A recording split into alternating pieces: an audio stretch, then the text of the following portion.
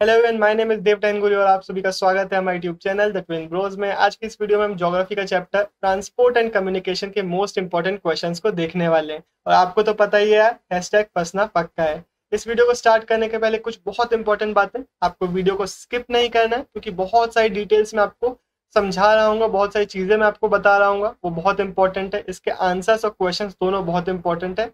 Self assessment question आपको आखिरी में देखने को मिलेंगे, वो भी इस फंसना पक्का है सीरीज का पार्ट है, उनको आपको स्किप नहीं करना है। तो ये पूरी वीडियो आपको बहुत ध्यान से देखनी है। एक और इम्पोर्टेंट बात यार, अगर आपने अभी तक हमारे नोट्स डाउनलोड नहीं किए तो बहुत सारी चीजें आप मिस कर रहे हैं। नोट्स मस्ट है वेल तो आप सभी के लिए। तो नोट्स आप हमारे डिस्कॉर्ड टेलीग्राम सर्वर से ले सकते हैं, डिस्क्रिप्शन में आपको लिंक देखने को मिल जाएगा, तो उसको आप देखिए और साथ साथ खोल के रखिए क्योंकि बहुत सारे नाम हमें देखने को मिलते हैं, डिटेल्स हमें देखने को मिलती है ज्योग्राफी में। तो नोट्स आपके साथ में खुले रखे रहेंगे, आप उधर से पढ़ते जाएंगे तो आपको याद होने लगेंगे। अब हम बढ़ते हैं हमारे वीडियो में आगे। सबसे पहले हमारे सामने फ्लो चार्ट देखने को मिल जाता है। ये फ्लो चार्ट इस पूरे चैप्टर का सारे इसी से सारे क्वेश्चंस हमें देखने को मिलने वाले हैं। एक एक करके हम लैंड के टाइप्स और इसके अंदर की डिटेल्स को देखेंगे इस पूरे चैप्टर में, तो सीधे उनकी तरफ बढ़ते हैं। अब हमारा पहला क्वेश्चन निकल के आता है, which are the chief means of transportation in India, discuss the factors affecting their development. इसका आंसर मैं नहीं देने वाला हूँ, यहाँ पे हमसे सारे जो मेजर मीन्स है ट्रांसपोर्टेशन के उनके बारे में लिखने बोल दिया गया है। लेकिन हम क्या करेंगे, इंडिविजुअली एक एक करके देख लेंगे। रोड्स को, रेलवेज को, एयर वाटर, बेसिकली जो हमारे तीनों है, तीनों को हम एक एक करके बहुत डिटेल में देखेंगे। फिर आपको इस तरीके से लिखने को आएगा कि कंबाइन करके लिखो, कंपैरिजन में लिखो, तो वो सारे क्वेश्चन आपसे बन जाएंगे। तो सीधे हम देखते हैं हमारा सबसे पहले लैंड ट्रांसपोर्ट पे हमें एक शॉर्ट नोट लिखना है इंडिया में। इसका आंसर हम देख लेते हैं। सबसे पहले एंशियंट टाइम्स पे पाथवेज और अनमेटल रोड्स यूज किए जाते थे। फिर जैसे जैसे टेक्नोलॉजिकल एडवांसमेंट हुआ, मेटल रोड्स और रेलवेज की तरफ हम बढ़े। उसके बाद अलग अलग चीज़ों को ट्रांसपोर्ट करने के लिए रोपवेज, केबल वेज, पाइपलाइंस का इंट्रोडक्शन किया गया, उनको यूज किया जाना चालू हो गया। तो ये पूरा छोटा सा नोट हमें देखने को मिल जाता है। आप चाहो तो पॉज करके एक बार पढ़ भी सकते हो। हम बढ़ते हैं हमारे अगले क्वेश्चन पे। Describe how different plans were introduced to improve condition of roads in India. या फिर एक इसी टॉपिक से क्वेश्चन पूछा जा सकता है कि what serious effort was made to improve road transportation after World War II in India? Why did it fail? तो एक ही टॉपिक से दो तीन क्वेश्चन बन सकते हैं। कई जगहों पे मैंने ऐसे मल्टीपल क्वेश्चंस डाले, आगे आंसर में आपको दोनों का आंसर मिल जाएगा। तो यहाँ पे हम पूरा एक आंसर देख लेते हैं। 1943 में नागपुर प्लान के अटेम्प्ट्स किए गए थे रोड ट्रांसपोर्टेशन को इम्प्रूव करने के लिए इसके थ्रू। लेकिन प्रॉब्लम ये हुई थी, ये फेल इसलिए हो गया था क्योंकि हमारे जो प्रिंसली स्टेट्स थे और ब्रिटिशर्स थे उनके बीच में कोऑर्डिनेशन नहीं था, जिसके कारण ये अटेम्प्ट फेल हो गया था। उसके बाद इंडिपेंडेंस के बाद की अगर हम बात करें तो 1961 में रोड प्लान को इंट्रोड्यूस किया गया था। यहाँ पे कोशिश फिर से वही की गई थी इसको इम्प्रूव करने की। हालांकि हमें ये देखने को मिलता है जो हमारा रोड नेटवर्क है वो पूरा का पूरा अर्बन सेंटर्स की तरफ कॉन्सेंट्रेटेड है, और जो हमारे रूरल एरियाज है वहाँ पे उतना ज़्यादा डेवलपमेंट हमें देखने को नहीं मिला। तो ये पूरा हमारा आंसर आ जाता है। हम बढ़ते हैं हमारे अगले क्वेश्चन पे। अब ये जो हमारा अगला क्वेश्चन है इसका आंसर आपको हमारे एनसीईआरटी के एक बॉक्स में देखने को मिलेगा। उसी बॉक्स से एक और बहुत इंपॉर्टेंट क्वेश्चन बनता है जो हमें सेल्फ असेसमेंट क्वेश्चन में देखने को मिलेगा उसका क्वेश्चन। तो सेल्फ असेसमेंट क्वेश्चन को स्किप मत कीजिएगा। हम देखते हैं इसके क्वेश्चन को, इसका आंसर।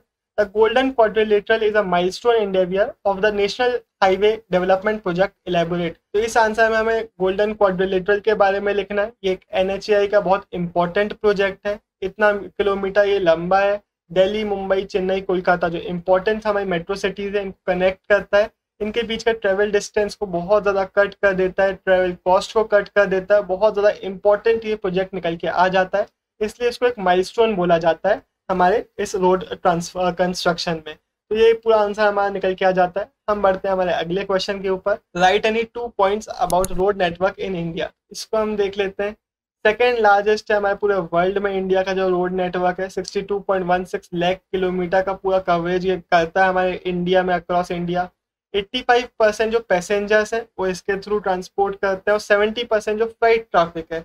अब फ्लाइट ट्रैफिक क्या होता है ये आप मुझे कमेंट में बताइएगा। अगर आपको नहीं पता तो कमेंट में आपको आंसर देखने को मिल जाएंगे। गूगल भी करेंगे तो टॉप सर्च आपको देखने को मिल जाएगा, तो चिंता की कोई बात नहीं। लेकिन आई होप आप सबको पता होगा इसका मीनिंग, क्योंकि एग्जाम्स बहुत क्लोज आ गए। इसके बाद सूटेबल फॉर शॉर्टर डिस्टेंस, ये हमारे देखने को मिल जाता है। अगर आपको क्वेश्चन आता है कि भाई थोड़ा इसके बेनिफिट्स लिखिए, एडवांटेजेस लिखिए, तो ये पॉइंट आप वहाँ पे यूज़ करेंगे। तो इस तरीके से हमारे 2 पॉइंट निकल के आ गए। हम बढ़ते हैं अगला question. Describe district roads and rural roads in India. Simple simple से हमें डेफिनेशन देखने को मिल जाती है हमें एनसीईआरटी में, अगर आपने पढ़ी है तो आपसे ये बनी रही होंगी। District roads connect link between district headquarters and other important nodes in the district. नाम से ही आपको ये दोनों डेफिनेशन याद हो जाएंगी। 14% ये पूरा टोटल रोड लेंथ है जो हमारी इंडिया की, उसको ये पूरा इसके अंडर में आती है। इसके बाद रूरल रोड्स है जो हमारी 80% जो हमारी टोटल रोड्स है वो रूरल रोड्स में के अंडर में क्लासीफाई होती है और provide links in the rural area. Simple simple से नाम से आपको ये याद हो जाने वाले हैं। अगला क्वेश्चन भी सिंपल ही है, describe characteristic of national highways of India. बहुत इंपॉर्टेंट ये क्वेश्चन है। जो हमारे नेशनल हाईवेज है वो हमारी सेंट्रल गवर्नमेंट उनको पूरा कंस्ट्रक्ट और मेंटेन करने का काम करती है। ये बहुत इंपॉर्टेंट होते हैं हमारे इंटर स्टेट ट्रांसपोर्टेशन के लिए, डिफेंस वगैरह का कोई सामान ट्रांसपोर्ट करना है उसके लिए बहुत इंपॉर्टेंट होते हैं। हमारे जो स्टेट कैपिटल्स हो गए, मेजर सिटीज हो गए, मेजर रेलवे जंक्शंस हो गए, इंपॉर्टेंट पोर्ट्स हो गए, इन सबको कनेक्ट करने का काम ये बहुत ज़्यादा करते हैं। इनके अगर हम बात करें नेशनल हाईवेज की तो काफ़ी स्पीड से इनका कंस्ट्रक्शन हो रहा है क्योंकि बहुत इंपॉर्टेंट ये है। तो हमें देखने को मिल जाता है नंबर्स कि कितनी जल्दी इनका कंस्ट्रक्शन हुआ है। सिर्फ 2% of the total road length ये कवर करते हैं, लेकिन 40% जो रोड ट्रैफिक है वो नेशनल हाईवेज पे चल रहा है। तो इससे भी इनकी इंपॉर्टेंस देखने को मिल जाती है। NHAI एक एपिक्स बॉडी है जो कि पूरा क्वालिटी ऑफ नेशनल हाईवेज को कंट्रोल करती है। तो ये पूरा हमारा नेशनल हाईवे से रिलेटेड आंसर हो गया। अब एक और आंसर देखते हैं NHAI से रिलेटेड कि NHAI के सबसे इंपॉर्टेंट फीचर्स क्या क्या होते हैं। अब मैंने आपको स्टार्टिंग में ही बोला था यहाँ पे कोई डिस्टिंक्शन नहीं है कि भाई कौन सा 2 मार्क में आएगा, 3 मार्क में आएगा, 5 मार्क में आएगा। उसका रीजन ज्योग्राफी में यही है कि कई बार आपको क्वेश्चन सिर्फ NHAI के बारे में लिखने को आ जाएगा कि 3 पॉइंट लिख दो, 2 पॉइंट लिख दो। कभी आपको आएगा कि NHAI और नेशनल हाईवे सबके बारे में लिखो तो वो 5 मार्क में आ जाएगा। इस तरीके के क्वेश्चन जनरली आते हैं जो 5 मार्क के ज्यादातर क्वेश्चन होते हैं, या तो इस तरीके के बड़े टॉपिक्स होते हैं या फिर कंबाइन करके पूछ लिए जाते हैं। तो इसका हम देख लेते हैं। सबसे पहले तो हालांकि ये बड़ा टॉपिक नहीं है, ज्यादातर इसके चांसेस है कि 3 मार्क में आएगा अगर सिंगल आता है तो, इंडिविजुअली आता है तो। NHAI जो है उसका फुल फॉर्म है national highway authority of India. इसको 1995 के बाद ऑपरेशन में लाया गया था। ये मिनिस्ट्री ऑफ सरफेस ट्रांसपोर्ट के अंडर में एक ऑटोनॉमस बॉडी है। इसका पूरा काम, इसको रिस्पॉन्सिबिलिटी दे दी गई है कि भाई आप जितने भी हमारे नेशनल हाईवेज है उनकी क्वालिटी को मेंटेन करो, उनके डेवलपमेंट में, उनके ऑपरेशन में पूरा काम करो।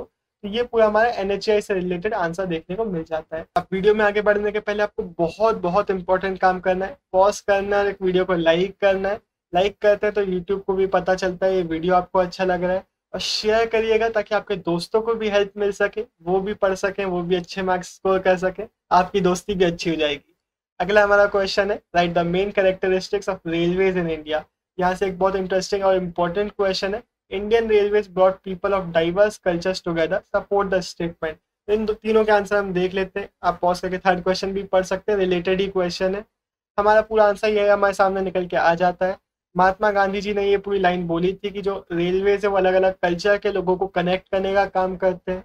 1853 में रेलवेज इंडिया में इंट्रोड्यूस किए गए थे, बॉम्बे टू थाने। ये जो हमारा रेलवेज है ये लार्जेस्ट गवर्नमेंट अंडरटेकिंग है, पूरा गवर्नमेंट इसको कंट्रोल करती है बहुत ज़्यादा। इसके बाद हमें देखने को मिलता है कि जो इंडिया में रेलवे सिस्टम है वो पूरा पूरा 16 जोन्स में डिवाइडेड है, क्योंकि काफ़ी ज़्यादा एक बड़ा सिस्टम है ये पूरा, इसलिए कॉम्प्लिकेटेड सिस्टम को डिवाइड करना पड़ा 16 जोन्स में, ये आप याद रखिएगा। और ये बहुत इंपॉर्टेंट है क्योंकि जो हमारे रेलवे लाइन्स है, रेलवे ट्रांसपोर्टेशन है, वो हमारे मासेस के लिए बहुत ज़्यादा हेल्पफुल है। मासेस इसको बहुत ज़्यादा यूज़ करते हैं, इसलिए भी ये इंपॉर्टेंट है। People from different places could move from one place to another and connect with each other, इसलिए जो गांधी जी का स्टेटमेंट था वो यहाँ से निकल के आता है। तो ये पूरा हमारा आंसर हो जाता है। अब हम बढ़ते हैं हमारे अगले क्वेश्चन पे, describe the features of Konkan railway. Konkan railway बहुत ज़्यादा इंपॉर्टेंट है इंडिया की रेलवे लाइंस की अचीवमेंट्स में। ये 760 किलोमीटर की रेलवे लाइन है जिसको एक इंजीनियरिंग मार्वल कहा जाता है, क्योंकि इसके अंदर पूरे 146 रिवर्स आते हैं, बहुत सारे स्ट्रीम्स आते हैं, बहुत सारे टनल्स आते हैं, बहुत सारे ब्रिजेस आते हैं। एशिया का जो सबसे लंबा टनल है वो भी इसके रूट में पड़ता है, इसलिए इसको बहुत इंपॉर्टेंट बोला जाता है इंडिया के रेलवे फील्ड में। इस पूरे बॉक्स को आप पढ़ लीजिएगा और इसी का आपको आंसर फ्रेम करना पड़ेगा। वैसे अगर आपको डर लग रहा है, आपको डाउट आ रहा है कि आंसर फ्रेम कैसे करेंगे, या फिर आपके मन में कभी भी डाउट आता है कि आंसर में हमें कैसे फ्रेमिंग करना चाहिए, कैसे हमें फ्लो चार्ट बनाना चाहिए, कब पैराग्राफ बनाना चाहिए, या फिर कोई भी डाउट आपके मन में आता है, तो आपको टेंशन लेने की कोई भी ज़रूरत नहीं है। आप हमारा आंसर राइटिंग का कोर्स चेकआउट कर लीजिएगा, हमने अपने ऐप में उसको लॉन्च कर दिया है। उसको आप देखेंगे तो आपके जितने भी डाउट है वो पूरे के पूरे खत्म हो जाएंगे। डिस्क्रिप्शन में आपको उसका लिंक देखने को मिल जाएगा, पहले आप उसके रिलेटेड जो वीडियो आई हुई है उसको आप देख सकते हैं, आपको पूरा समझ में आ जाएगा कि कैसे आपको उसको एक्सेस करना है। उसके बाद एक और लिंक आपको डिस्क्रिप्शन में मिलेगा जहाँ से आप उसको चेकआउट कर सकते हैं। अब हम बढ़ते हैं हमारे अगले क्वेश्चन के ऊपर। What are the 3 types of railway tracks in India? वैसे अगर आपको कोर्स देखने में लेने में कोई भी प्रॉब्लम है तो आप कमेंट भी कर सकते हैं, हम सारे कमेंट्स पढ़ते हैं। तो हमारे 3 टाइप्स ऑफ रेलवे ट्रैक्स हैं, ये आपके सामने। Broad gauge, metre gauge, narrow gauge. इनमें अंतर ये है कि जो रेल्स के बीच में जो डिस्टेंस होता है वो अलग अलग होता है। तो यहाँ पे 1.676 मीटर होता है, मीटर गॉज में 1 मीटर होता है, और जो हमारा, तो इस नाम से ही आपको याद आ जाएगा। और नैरो गॉज जो होता है वो 0.762 मीटर से 0.610 मीटर तक होता है। तो ये आप एक बार पॉज करके पढ़ लीजिए। इसके बाद हमारा अगला क्वेश्चन है, give a detailed account of the development of railways in India and highlight their main importance। यहाँ पे हम इसका आंसर देख लेते हैं। हमारे इंडियन रेलवेज ने एक एक्सटेंसिव प्रोग्राम लॉन्च किया। सबसे पहला इनका एक मोटिव था कि मीटर और नैरो जो गॉजेस हैं उनको ब्रॉड गॉज में कन्वर्ट करना है। दूसरा एक बहुत इंपॉर्टेंट मोटिव था कि जो स्टीम इंजन है उसको डीजल और इलेक्ट्रिक इंजन से रिप्लेस करना है। अगर हम बात करें हमारे ब्रिटिशर्स ने इसको क्यों इंट्रोड्यूस किया था हमारे जितने भी रेलवेज है उसको, इनका मेन पर्पस ये था जितने भी रॉ मटेरियल प्रोड्यूसिंग एरियाज है, जितने भी इंपॉर्टेंट सेंटर्स हैं क्योंकि उनको बेनिफिट करेंगे अपने ट्रेड में या फिर अपने किसी भी काम में, उनको कनेक्ट करने का काम किया था। हिल स्टेशन को भी कनेक्ट किया था, कमर्शियल लोकेशंस को भी कनेक्ट किया था, और इसके बाद उन्होंने ज़्यादा अच्छे तरीके से एक्सप्लॉइट किया था हमारे रिसोर्सेज को। ये ब्रिटिशर्स के साइड से मेन पर्पस था। लेकिन अगर हम बात करें इंडिपेंडेंस के बाद से, तो रेलवेज को हर एक जगह तक प्रमोट करने की कोशिश की गई थी, बहुत सारे अटेम्प्ट्स किए गए। कोंकण रेलवे बहुत इंपॉर्टेंट एक अचीवमेंट आ जाता है हमारे इंडिया की तरफ से। और ये हमारे, जैसे पहले भी मैंने बोला, जो हमारा रेलवे ट्रांसपोर्टेशन है, this is a means of transport for the masses, इसलिए बहुत ज़्यादा इंपॉर्टेंट मीन्स ऑफ ट्रांसपोर्ट बन जाता है। इसी के साथ ये हमारा आंसर पूरा खत्म होता है। अगला हमारा क्वेश्चन है, state the main advantages of waterways. तो ये भी हम देख लेते हैं। वाटरवेज के एडवांटेजेस ये हैं कि भाई हमारे पैसेंजर्स भी ट्रेवल करते हैं, कार्गो ट्रैफिक में भी यूज़ किया जाता है, बहुत ज़्यादा हेल्पफुल होता है गुड्स को एक जगह से दूसरी जगह ट्रांसपोर्ट करने के लिए। तो जितनी भी हैवी चीज़ है, बल्कि चीज़ है, उनको ट्रांसपोर्ट करने के लिए बहुत ज़्यादा ये इफेक्टिव रहता है। साथ साथ ये कॉस्ट इफेक्टिव है, फ्यूल एफिशिएंट है, इको फ्रेंडली है, इसलिए काफ़ी ज़्यादा एडवांटेजेस इसके हमें देखने को मिल जाते हैं। अब ये जनरली 2 या 3 मार्क के लिए इस तरीके से पूछा जा सकता है, या फिर इसको कंबाइन किया जा सकता है कि वाटरवेज के साथ साथ आप ओशियनिक वाटरवेज और इनलैंड वाटरवेज को भी एक्सप्लेन कीजिए। इनलैंड का क्वेश्चन आपको सेल्फ असेसमेंट में देखने को मिलेगा। पहले हम यहाँ पे ओशियनिक वाटरवेज को देख लेते हैं। ओशियनिक वाटरवेज हमारे ट्रांसपोर्ट सेक्टर के लिए बहुत इंपॉर्टेंट है। 95% जो इंडिया का फॉरेन ट्रेड है वो इसके थ्रू किया जाता है। इंडिया को इनके जो आइलैंड्स है उनसे भी कनेक्ट करने में बहुत ज़्यादा हेल्प करता है। तो बहुत इंपॉर्टेंट है हमारा ओशियनिक वाटरवेज इंडिया के ट्रांसपोर्ट सेक्टर के लिए। अब जो इनलैंड वाटरवेज है, सेल्फ असेसमेंट अगर आपसे नहीं बनता है तो आप हमारे नोट्स को चेकआउट कीजिएगा। नोट्स में आपको सारे आंसर देखने को मिल जाएंगे, बहुत वेल ऑर्गेनाइज और बहुत अच्छे तरीके से लिखे हुए हैं, बहुत इंटरेस्टिंग तरीके से लिखे हुए हैं, तो उनको भी चेकआउट कर लीजिएगा। सेल्फ असेसमेंट के क्वेश्चंस इक्वली इंपॉर्टेंट है, मैं तीसरी बार बोल रहा हूँ क्योंकि बहुत इंपॉर्टेंट है वो भी। Right a note on oil and gas pipeline in India. तो इसका आंसर हम देख लेते हैं। जो पाइपलाइंस है वो लिक्विड और गैसेस को लॉन्ग डिस्टेंस में ट्रांसपोर्ट करने में बहुत ज़्यादा हेल्प करते हैं। इसके बाद यहाँ पे एक और इम्पॉर्टेंट क्वेश्चन इस तरीके से भी बन सकता है कि आपको पूछा जा सकता है कि जो इम्पोर्टेंट हमारी पाइपलाइंस है उनके बारे में बताइए, तो उसको भी आप यहाँ पे ध्यान से देखिएगा। सबसे पहले OIL, ऑयल इंडिया लिमिटेड जो है हमारा, ये पूरा काम करता है एक्सप्लोरेशन और प्रोडक्शन और ट्रांसपोर्टेशन का क्रूड ऑयल और नेचुरल गैस के लिए। इसने बहुत इंपॉर्टेंट एशिया का जो पहला क्रॉस कंट्री पाइपलाइन था, जो कि पूरा आपको डिस्क्रिप्शन दिया हुआ है कितना बड़ा था, कहाँ से कहाँ तक था, इसके कंस्ट्रक्शन में काम किया था। इस तरीके से क्वेश्चन आ सकता है कि आपको इसका डिस्क्रिप्शन देना हो। आपको GAIL लिमिटेड वॉज सेटअप इन 1984, इसका डिस्क्रिप्शन देना हो, क्योंकि GAIL जो हमारा हजीरा विजयपुर जगदीशपुर HVJ जो हमारा क्रॉस कंट्री गैस पाइपलाइन है, इसको पूरा कंस्ट्रक्ट किया था। ये बहुत ज़्यादा इंपॉर्टेंट दोनों नाम है, दोनों टर्म्स ये जितने भी हैं हमारी डिटेल्स हैं ये भी इंपॉर्टेंट है, इसको एक बार अच्छे से आप पॉज करके पढ़ लीजिएगा। इसके बाद ओवरऑल जो हमारे इंडिया में गैस इंफ्रास्ट्रक्चर है ये काफ़ी ज़्यादा एक्सटेंड हुआ है, ओवर 10 टाइम्स एक्सटेंड हो चुका है।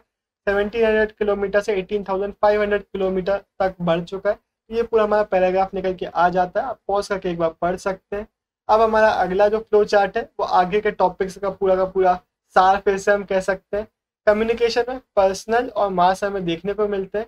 पर्सनल से ज़्यादा डिटेल्स नहीं है, छोटा सा टॉपिक है। मास में हमारे कुछ थोड़े से ज़्यादा नाम है, थोड़ी सी ज़्यादा डिटेल्स है, लेकिन कंपैरेटिवली दोनों के दोनों ही बहुत ज़्यादा ईजी है बाकी टॉपिक से। यहाँ पे हमारा जो रेडियो है, टेलीविजन है, ये मैंने सेल्फ असेसमेंट में डाला हुआ है। सैटेलाइट एक बहुत इंपॉर्टेंट टॉपिक है जिससे काफ़ी डिटेल्स हमें देखने को मिलती है, वो यहाँ पे हम क्वेश्चन देखेंगे।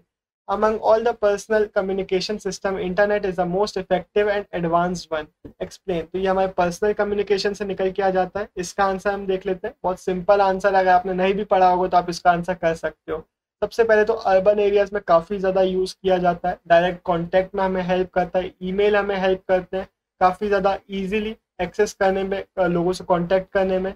इंटरनेट के थ्रू हमारे लिए इंफॉर्मेशन जो है, जो नॉलेज जो है, काफ़ी ज़्यादा इजी हो गया है। हमारी जो एज है उसको इंफॉर्मेशन की एज कहा जाता है।